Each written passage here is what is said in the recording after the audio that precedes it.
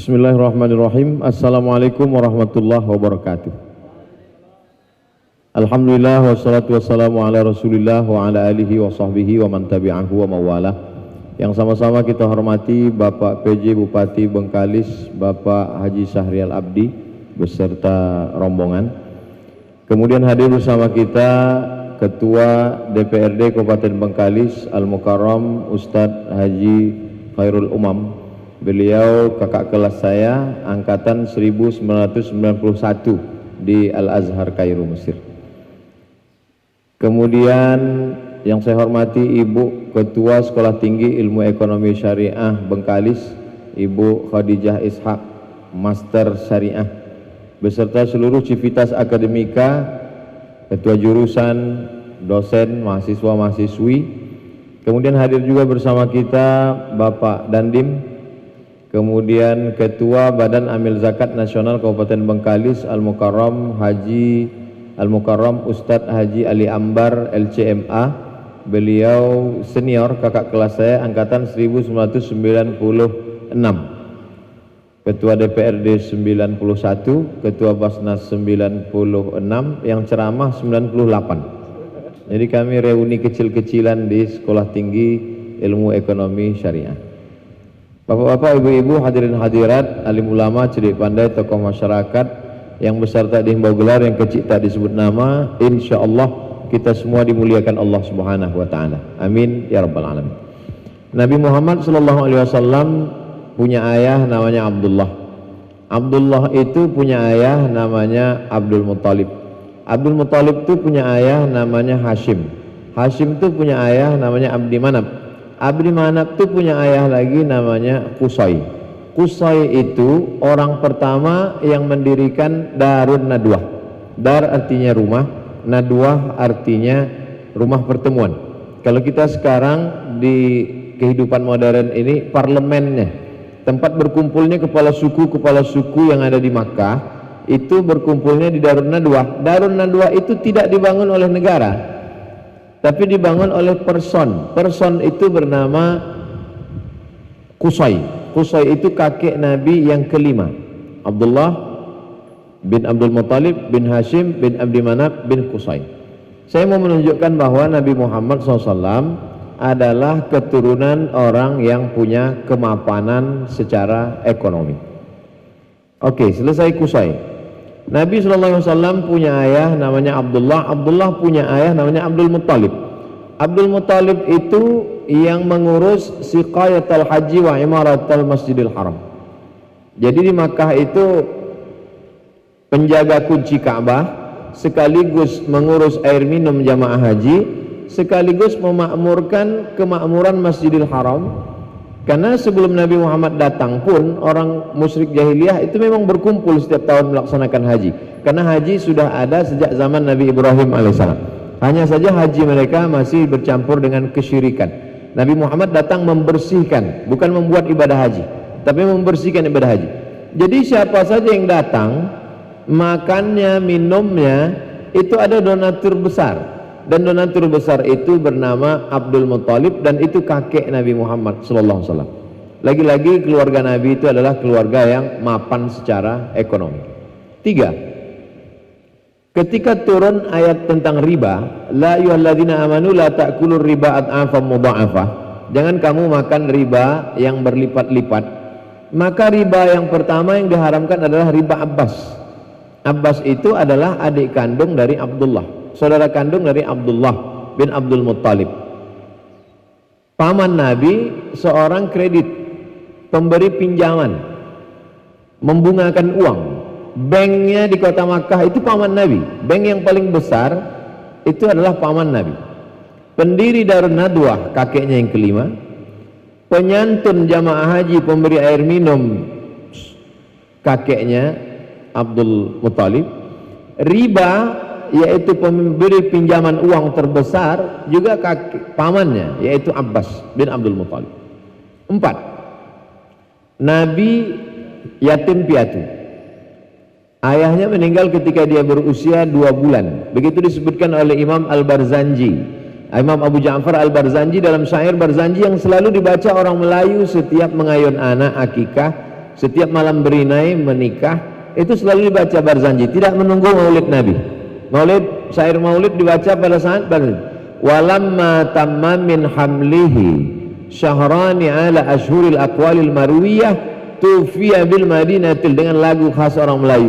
Walamma tamma min hamlihi syahrani ala ashhuril aqwalil marwiyah tufiya bil madinatil munawwarati abuhu Abdullah, kata orang Melayu. Di situ orang kalau sudah mendengar itu, yang terbayang orang pulut kuning panggang ayam. Karena malam berhatam kaji, malam berinai, malam mengayun anak. Padahal sebenarnya di sana sedang cerita tentang ekonomi. Pada usia 2 bulan dia dalam kandungan, meninggallah ayahnya di kota Madinah. Meninggal dalam rangka apa? Dalam rangka bisnis dagang. Poin yang keempat, bahwa ayahnya meninggal dalam perjalanan dagang, dalam perjalanan berjualan. 5. Nabi menikah dengan Khadijah, umur Khadijah 40 tahun, Nabi 25 tahun. Bagaimana mungkin seorang laki-laki ganteng umur 25 tahun mau dengan perempuan janda umur 40 tahun, jaraknya 15 tahun.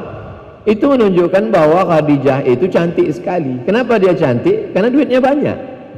Orang berduit itu biasanya cantik, walaupun ada juga tak cantik berduit. Tapi yang jelas Nabi mau dengan Khadijah. Khadijah itu ibu kita, Ummul Mukminin, wa azwajuhu ummahatukum. Istri Nabi itu adalah ibu kamu. Makanya tidak boleh menikahi istri Nabi ketika Nabi sudah meninggal. Khadijah itu ibu kita dan dia sangat cantik. Maka menikah dengan Nabi. Pertemuan Nabi dengan Khadijah itu pertemuan bisnis. Karena yang punya barang-barang itu Khadijah, yang membawanya berjualan berdagangan itu Nabi Muhammad SAW. Khadijah heran, kenapa barang ini laku keras? Akhirnya dia tanya ke Maisarah. Maisarah itu laki-laki, sampai di Bengkalis jadi perempuan. Maisarah, kenapa barang ini laku terus? Aku mau jumpa sama orangnya, siapa yang menjualkan? Kata Maisarah, itu orangnya. Mana orang yang menjualkan barang-barang itu yang selalu laku, harganya bukan main? Itu orangnya. Begitu Khadijah menengok Nabi SAW, nampak itu orangnya. Iya, sampaikan sama dia, aku mau nikah dengan dia. Lalu kemudian Maisarah pun menyampaikan, Muhammad SAW, ini yang punya barang-barang selalu kita bawa ini suka dengan engkau dan yang mau menikah dengan engkau. Nabi pun menyampaikan ke paman-pamannya. Lalu kemudian dipinanglah Khadijah, maharnya 20 ekor onta. 1 ekor onta itu, yang tahu harga onta ini Ustadz Ali Ambar, karena dia banyak ngurus onta dulu. Kalau 1 ekor onta 50 juta kali 20 ekor itu berarti 1 miliar. Saya terus terang segan mau menyampaikan cerita mahar 1 miliar nih, soalnya ini berpengaruh kepada anak-anak muda yang mau nikah nanti menaikkan harga mahar. Tapi nanti akan saya bacakan juga hadis yang menganjurkan mahar murah, jangan khawatir. Cuman saya mau bercerita bahwa Nabi jumpa Khadijah itu urusan bisnis ekonomi dan maharnya 1 miliar. Kalau dihitung lagi dengan beberapa uqiyah emas, beberapa on emas, mahar nikah itu lebih dari 1 miliar. Lalu sekarang anak-anak umat Islam menikah dengan seperangkat alat sholat dan kitab suci Al-Quran. Betapa jatuhnya harkat martabat perempuan. Mudah-mudahan ibu yang sudah menikah dengan bapak pulang dari sini tidak menuntut lebih gara-gara cerita ini. Karena yang mau saya sampaikan adalah kehidupan Nabi Muhammad SAW itulah yang diramu oleh ulama sehingga melahirkan sebuah ilmu yang disebut dengan fikih muamalah. Di UIN ada satu jurusan khusus di Fakultas Syariah namanya muamalah ekonomi syariah. Tapi di Bengkalis dia tidak fakultas tapi sekolah tinggi. Sekolah tinggi ilmu ekonomi syariah. Ini menunjukkan orang Bengkalis amat sangat peduli dengan ajaran Islam sehingga mereka tidak mau mempelajarinya dalam satu fakultas, tapi dibuatkan satu kampus khusus, kampus ekonomi syariah. Jadi kalau mau membumikan cerita tentang ekonomi syariah kepada masyarakat Melayu, rasanya mengajar itik berenang. Orang tidak disebut Melayu sebelum sampai ke Bengkalis, karena bahasa Melayu masih original dipakai di Bengkalis. Orang masih pakai bahasa Melayu. Dan ajaran Islam bertapak di sini, ada sekolah tinggi khusus ilmu ekonomi syariah dengan berbagai macam jurusannya, sampai 5 jurusan. Akuntansi syariah, perbankan syariah, manajemen bisnis syariah, manajemen keuangan syariah, hukum ekonomi syariah. Jadi orang Melayu yang belajar ekonomi syariah, dia mesti punya cita-cita yang besar. Paling tidak cita-citanya dulu, cita-cita yang besarnya itu dalam wujud bahwa maharnya 1 miliar, itu aja dulu. Bagaimana anak Melayu mau membangkitkan ekonomi syariah kalau cita-citanya kau tamat dari sekolah tinggi ilmu syariah mau jadi apa? Mau jadi dosen. Saya bukan menyepelekan dosen, saya pun dosen, Ustadz Ali Ambar pun dosen. Tapi dosen itu kan artinya dosen. Dosen itu sebagai pengabdian saja. Kita mengajar di kampus itu sebagai pengabdian, bukan mencari penghidupan. Adapun penghidupannya bisnis. Kenapa demikian? Karena memang umat Islam kalau mau mengikut nabinya adalah pebisnis. Seringkali kalau dibacakan ayat laqad kana lakum fi rasulillahi uswatun hasanah, dalam diri Muhammad SAW itu ada suri tauladan yang baik, contoh model yang baik. Sunnah selalu dipahami jubah, sunnah selalu dipahami jenggot, sunnah selalu dipahami sorban. Jenggot, sorban, pakai baju putih, pakai imamah, itu sunnah, tidak ada ikhtilaf. Tapi sunnah terbesar adalah sunnah bagaimana hidup berekonomi seperti ekonominya Nabi Muhammad sallallahu alaihi wasallam. Dan itu dibangun di sini. Makanya alumni dari Sekolah Tinggi Ilmu Ekonomi Syariah, dia menampilkan, mengiklankan bagaimana kehidupan ekonomi Nabi Muhammad sallallahu alaihi wasallam.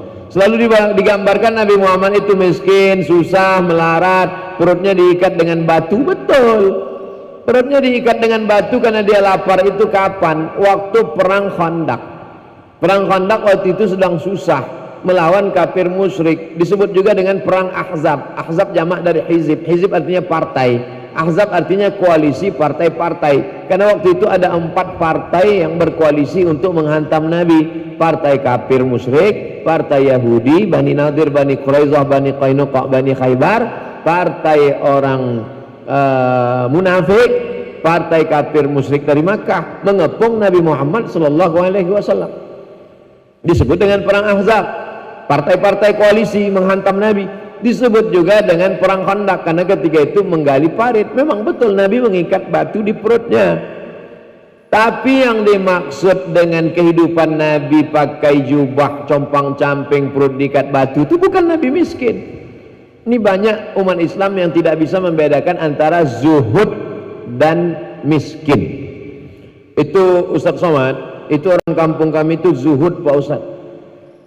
Gak ada duitnya, rumahnya lapuk. Itu bukan zuhud, itu fakir miskin. Yang zuhud itu adalah dia punya tapi dia tidak mau.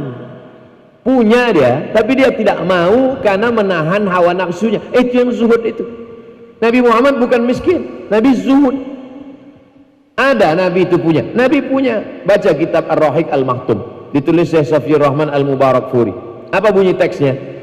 La taqillu an khamsina alfi dinarin zahabiyyin. Nabi ketika perang Badar tahun kedua, dia dapat harta ghanimah rampasan perang. La taqillu, tak kurang, an khamsina alfi, 50.000 keping dinarin zahabiyyin, emas. 1 dinar itu 4,25 gram. Sekarang 1 gram 1 juta. 4,25 gram berarti 4.250.000. Karena kita udah kenal lama berkawan, 4 juta aja lah. Satu keping uang dinar zaman Nabi 4 juta. Kata dia di dalam kitab Ar-Rahiq Al-Mahtum, Nabi mendapat harta rampasan perang 50.000 keping. 4 juta kali 50.000 keping. Berapa itu?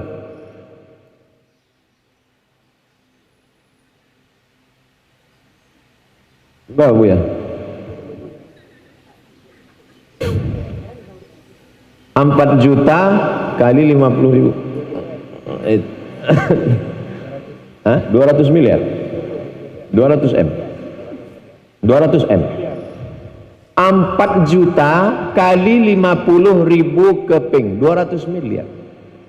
200 miliar dapat harta rampasan perang. Berapa jatah Nabi Muhammad sallallahu alaihi wasallam? Wa'lamu annama ghanimtum min syai'in fa inna lillahi khumusahu. Nabi mendapat jatah khumus. Khumus 1/5, 20% jatah Nabi. Tapi ketika anaknya datang, Fatimah, ya Rasulullah, kasihlah aku harta rampasan perang itu. Suamiku Sayyidina Ali miskin, aku tak sanggup membuat adonan tepung gandum, aku pun tak sanggup menimba air karena kami susah. Apa kata Nabi? Fatimah, kau sebelum tidur malam bertasbih 33, tahmid 33, takbir 33 sebelum tidur. Kan tak connect. Anak minta harta rampasan perang, dikasih tasbih. Beda sama pejabat sekarang, minta tasbih, kasih duit. Nabi punya, tapi dia tidak mau. Itu zuhud namanya. Bukan barang itu tak ada, baru disebut zuhud. Makanya ketika Sayyidatuna Aisyah jalan-jalan di pasar, jumpa sama orang bajunya compang-camping, tertunduk lesu di samping pasar. Lalu kemudian Aisyah bertanya, "Man hadha? Who is this?" Siapa ini? Dijawab sama orang di situ, "Huwa azhadun nas." Inilah orang yang paling zuhud. Kata Aisyah, "Kana Umar azhadun nas." Umar bin Khattab itu orang paling zuhud. Idza takallama asma', kalau bicara suaranya lantang. Idza masya asra', kalau berjalan langkahnya tegap. Wa idza daraba auja', kalau memukul pukulannya keras. Umar bin Khattab itu kalau memukul mati orang sekali pukul. Kalau dia melangkah, langkahnya tegap. Kalau dia bicara, bicaranya lantang. Itulah zuhud, bukan yang bawaan mau mati. Ini umat Islam ini kadang sebelum hijrah bukan main lagi, petantang petenteng. Begitu udah pengajian, letoy macam mau mati. Pas ditanya, kau kenapa? Aku hijrah. Bukan hijrah, kelaparan. Pahami dengan baik apa itu zuhud, supaya kita tidak terjebak pada jebakan setan. Kau sudah zuhud, kau sudah qanaah, kau sudah ridho, kau sudah tawakal, kau sudah tasawuf. Itu bukan tasawuf. Tasawuf adalah ulama-ulama yang punya harta, tapi dia tidak larut oleh harta. Nah, ini perlu kita bangkitkan pemahaman yang disebut dengan meluruskan pemahaman. Main otak setting, main setting, main otak. Otaknya, pemikirannya mesti dibetulkan. Kalau tidak nanti dhalla wa adalla. Kalau tidak nanti akan menyesatkan umat. Ini yang penting pertama, poin yang ingin saya sampaikan, bahwa kehidupan Nabi Muhammad SAW itulah yang diambil oleh para ulama, sehingga muncullah satu fikih yang disebut dengan fikih muamalah, atau yang kita kenal dengan ekonomi Islam. Kenapa pakai kata syariah? Nah, ini pun perjuangan yang luar biasa. Di mana-mana namanya Islamic Bank. Tidak ada syariah bank, yang dipakai itu di mana-mana Islamic Bank. Lalu kenapa kita pakai istilah bank syariah? Pergilah ke Malaysia, Islamic Bank. Begitu juga dengan di Qatar, di Mesir, dipakai Islamic Bank. Ketika zaman Pak Harto, tidak boleh bawa-bawa Islam, karena waktu itu tekanan luar biasa. Maka datanglah ulama bersiasat. Mereka mau menjebolkan ekonomi syariah, bank syariah. Kalau dipakai Islamic, oh tak boleh pakai Islamic. Jadi pakai apa? Bank syariah. Ah, syariah boleh, Islamic. Inilah bongaknya mereka. Sama macam mau mengurus masjid di daerah Muslim minoritas. Kalian di sini punya masjid, masjid nggak ada Pak Ustadz, yang ada surau. Kenapa surau? Tapi ada sholat Jumat. Kalau kami urus izin masjid, tak bisa berdiri. Tak boleh membangun masjid di kawasan Muslim minoritas. Mereka usus surau. Surau boleh, masjid tak boleh. Kan bodoh. Maka itulah asal muasal kenapa kita pakai ekonomi syariah. Sebetulnya itu adalah Islamic economic, ekonomi Islam. Tapi karena bersiasat ulama-ulama kita mengakal-akali itu, akhirnya terjadilah dia. Maka nama banknya pun tidak dipakai bank Islam, tapi bank syariah. Tidak, apa yang dipakai? Bank muamalah. Datanglah mereka menghadap. Ketika itu sebagian pejabat sudah mulai tobat, muncullah ICMI, Ikatan Cendekiawan Muslim, perjuangan Bapak almarhum B.J. Habibie beserta para ulama Majelis Ulama Indonesia, Nahdlatul Ulama, Muhammadiyah, ormas-ormas datang menghadap. Pak Presiden, kami mau buat bank Islam, apa namanya? Nah, bank muamalah. Kalau bawa Islam, oh nggak boleh Islam. Bank apa? Bank muamalah. Sampai Pak Harto pun berapa kali salah sebut waktu itu, bank mualamat kata itu. Mau bilang bank muamalat, bank mualamat. Akhirnya berdirilah perjuangan umat Islam itu. Bersiasah, politik dalam Islam disebut dengan siasah. Makanya politik Nabi itu pun diramu menjadi sebuah ilmu, itu yang dikenal dengan fikih siasah. Sampai hari ini belum ada itu sekolah tinggi ilmu politik Islam, belum ada. Tapi satu jurusan di UIN sudah ada, namanya Fakultas Syariah, nama jurusannya Jinayah Siasah. Itu tidak ada dalam agama lain. Cobalah cari agama lain, Hindu, Buddha, Kristen, Katolik, Protestan, Konghucu. Pernah tak adik-adik mendengar sekolah tinggi ilmu ekonomi Konghucu? Tak ada. Sekolah tinggi ilmu politik Konghucu? Tak ada. Tapi dalam Islam kenapa? Karena kehidupan Nabi Muhammad SAW itu ada politiknya, itulah dia jadi fikih siasah. Ada ekonominya, itulah dia jadi fikih muamalah. Ada ibadahnya, itulah dia namanya fikih ibadah. Nabi menikah, itulah makanya ada fikih munakahah. Gimana mau membuat kalau tidak dilakukan oleh nabinya? Makanya kehidupan Nabi itu seperti permata yang punya banyak sisi. Ada sisi tasawufnya, ada sisi jihadnya, ada sisi kerasnya, ada sisi lunaknya. Kebetulan sekolah tinggi ilmu ekonomi syariah Bengkalis mengambil aspek ekonominya, karena Nabi SAW itu dari awal kehidupannya itu memang ekonominya adalah mandiri. Sengaja dibuat Allah, ayahnya meninggal, emaknya meninggal, kakeknya meninggal, dia tinggal dengan pamannya, yang pamannya miskin namanya Abu Thalib, susah anaknya banyak. Supaya apa? Supaya dia mapan secara ekonomi. Orang tidak heran dengan Nabi Sulaiman, King Solomon. Kenapa? Karena ayahnya juga raja, King David kata mereka. Orang barat menyebutnya King David, punya anak King Solomon. Sampai ke Yogyakarta jadi Sleman. Orang tidak heran dengan Nabi Musa. Kenapa? Karena Nabi Musa tinggal di istana Fir'aun, anak angkat Fir'aun. Kau jangan ganggu tuh anak angkat orang kaya, segan orang, walaupun anak angkat. Nabi Musa anak angkat Fir'aun, bukan tanggung-tanggung. Nabi Muhammad SAW tidak. Maka Nabi Muhammad itu from zero to hero. Dari anak yatim yang tidak punya apa-apa tapi bisa menguasai seluruh dunia. Bahkan dia adalah Sayyidul Kaunain wa Thaqalain, Sayyidul Anbiya wal Mursalin, Sayyidul Khalqi Ajmain. Allah Ta'ala mau tunjukkan dia dari tidak punya apa-apa, ayah tak ada, emak tak ada, datuk tak ada, paman susah, tapi bisa. Kenapa? Dia mandiri, dia beternak, dia membawa kambing-kambing orang Makkah, mengambil upah makan kambing. Lalu kemudian setelah dia dewasa, dia mulai bisnis, lalu kemudian meneruskan usaha itu mapan secara ekonomi. Sampai usia 40 tahun dia mulai merasakan kerinduan, karena secara ekonomi dia sudah, rumah sudah, nikah sudah, anak sudah, kendaraan sudah, ada satu kerinduan. Maka dia bertahanus menyepi di Jabal Nur pada usia 38, tak terjadi apa-apa. 39 tak terjadi apa-apa. 40 barulah terjadi sesuatu yang luar biasa. Hatta balaghanil juhdu, sampai aku sulit bernapas di peluk makhluk yang luar biasa. Turunlah Iqra bismi rabbikal ladzi khalaq, khalaqal insana min 'alaqin, Iqra wa rabbukal akramul ladzi 'allama bil qalam, 'allamal insana ma lam ya'lam. Jadi ekonomi ini mesti sejalan. Makanya Nabi mengajarkan ibadah itu, kalau kita perhatikan terkait dengan ekonomi itu yang luar biasa. Man bana masjidan, siapa yang bangun masjid, banallah mislahu baitan fil jannah. Siapa yang bangun masjid dibangunkan untuknya satu tempat di surga. Siapa yang bisa bangun masjid kalau bukan orang yang mapan secara ekonomi?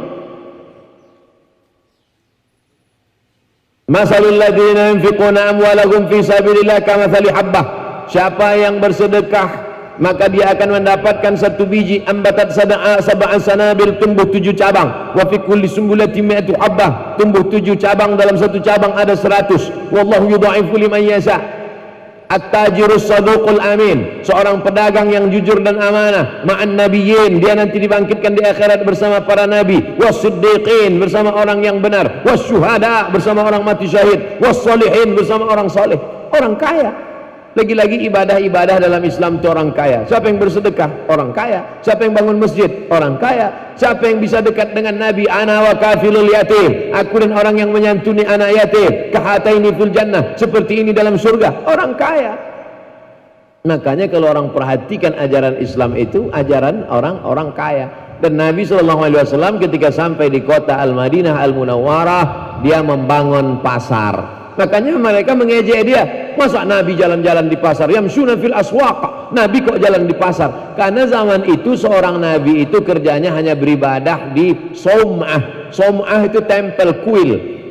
Tidak ada waktu itu Nabi yang jalan-jalan di pasar. Tiba-tiba ini aneh satu Nabi ini. Masa Nabi jalan-jalan di pasar? Masa Nabi memasukkan tangannya ke tempat jualan? Masuk Nabi ke dalam pasar kota Madinah, dimasukkannya tangannya ke tempat jualan gandum, ke tempat jualan korma. Maka orang waktu itu menganggap aneh, karena zaman itu orang ahli ibadah kerjanya hanya berzikir mengingat Tuhan saja. Tapi ini satu Nabi ini aneh, ngapain dia masuk ke pasar sampai memasukkan? Bahkan dia mengajarkan kalau keluar masjid minta rezeki. Allahumma inni as'aluka min fadlik. Dia mengajarkan kalau selesai sholat mesti pergi ke pasar. Idza qudiyatis shalah, kalau sholat sudah dilaksanakan, fantashiru fil ard, bertebaranlah kamu di atas muka bumi Allah. Wa bataghu min fadlillah, carilah karunia Allah Subhanahu wa taala.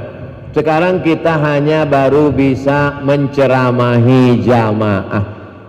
Tanggung jawab ekonomi syariah ke depan adalah mengelola jamaah. Memang betul Ustadz Somad sibuk ceramah. Dari mulai pagi tadi di Masjid Istiqomah, sekarang di Sekolah Tinggi Ilmu Ekonomi Syariah Bengkalis, nanti siang di Pambang, lalu kemudian sampai pulang nanti. Betul, tapi yang dikelola itu sebenarnya baru satu aspek saja, baru ceramah jamaah. Ekonomi jamaah belum kita kelola dengan baik. Nanti kalau saya sebut, saya khawatir Sekolah Tinggi Ilmu Ekonomi Syariah tersinggung. Kita cerita ekonomi syariah, tapi air minum kita punya orang lain. Mestinya air minum kita dikelola oleh ekonomi syariah. Air mata air kita banyak. Kenapa kita tidak kelola? Apa nama air minumnya?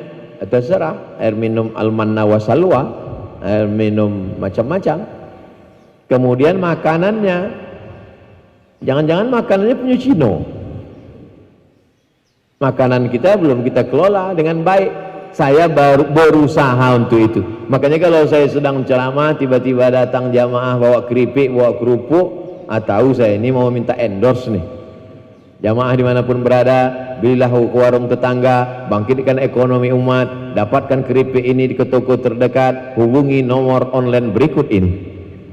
Makanya jangan heran kalau Instagram saya itu banyak sekali endorse dodol, endorse kerupuk, endorse air minum, endorse macam-macam. Karena memang prinsip dakwah saya 3. Pertama, perbaikan pendidikan.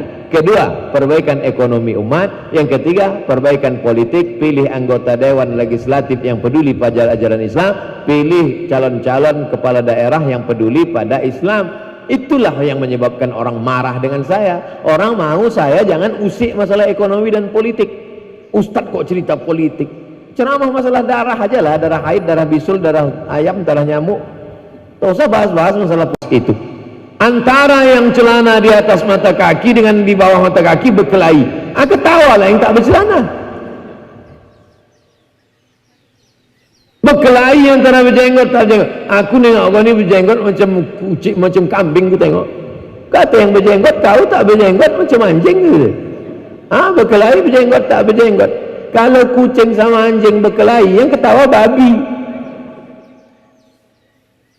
Memperbaiki kualitas pengajian adalah salah satunya dengan ekonomi syariah. Makanya kalau saya pengajian Ramadan, dulu di majelis dakwah Islamiyah, saya termasuk penggodok isi malam-malam Ramadan. Saya masukkan itu. Dalam satu malam itu ada puasa dan ekonomi syariah, puasa dan politik Islam, puasa dan kesehatan, supaya orang jangan membahas khilafiyah. Khilafiyah bukan berarti tidak dibahas. Saya bahas buku saya 37 masalah populer, masalah khilafiyah. 99 tanya jawab salat, masalah khilafiyah. 66 tanya jawab umroh, masalah khilafiyah. 33 masalah sakratul maut. Sebetulnya saya sebutkan itu untuk iklan jualan buku saya juga. Nah, jamaah yang dimuliakan Allah Subhanahu wa taala, saya kira saya sudah bahaskan dari mulai kehidupan Nabi Muhammad SAW, sampailah teori, sampailah praktek, sampailah cita-cita kita ke depan. Mudah-mudahan apa yang kita lakukan ini diridhoi Allah Subhanahu wa taala. Tadi saya mulai jam 10, sekarang jam 11 kurang 5. 60 menit saya bicara. Ini pertanyaan.